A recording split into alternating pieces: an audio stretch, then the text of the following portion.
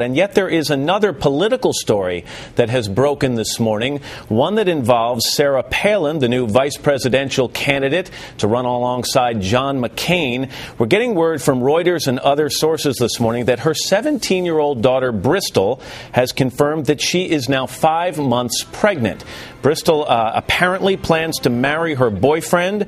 She is not married at the time, again, 5 months pregnant. And sources in the McCain campaign are now telling reporters that John McCain knew of the pregnancy before he tapped Bristol's mom, the governor of Alaska, Sarah Palin, to be his running mate, and he did not feel in any way that that was a disqualifying event. But we have Chuck Todd, NBC's political director, on the phone with us. Chuck, so much has been made about Sarah Palin as being a working mom who could identify with the problems that other moms and women across the country deal with. How is this story going to impact this situation? How do you think it will change the dynamic, if at all?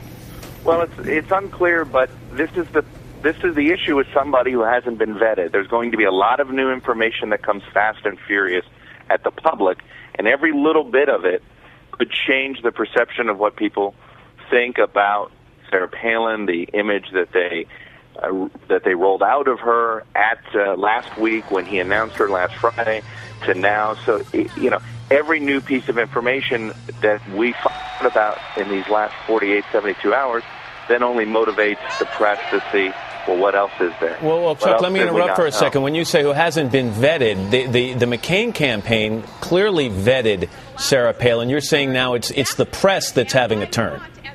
Well, the press is having their turn, but, I think there's going to be a question of what did the McCain campaign know on some of these things, because normally if you would know this stuff, it would be odd not to announce it in some form or another, or not to have rolled it out.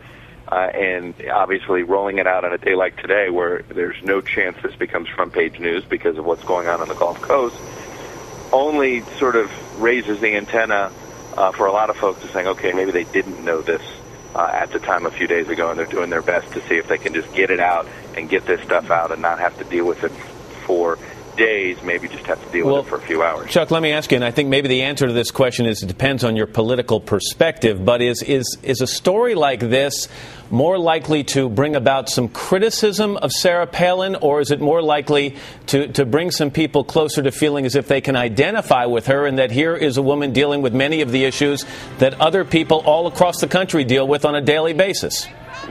I think it's the second, man. I think it's very possible people sit here and say, okay, you know what, this is the thing that, I worry about as a parent or I'm always nervous about could happen. And so I think it's the identify that's more likely to happen.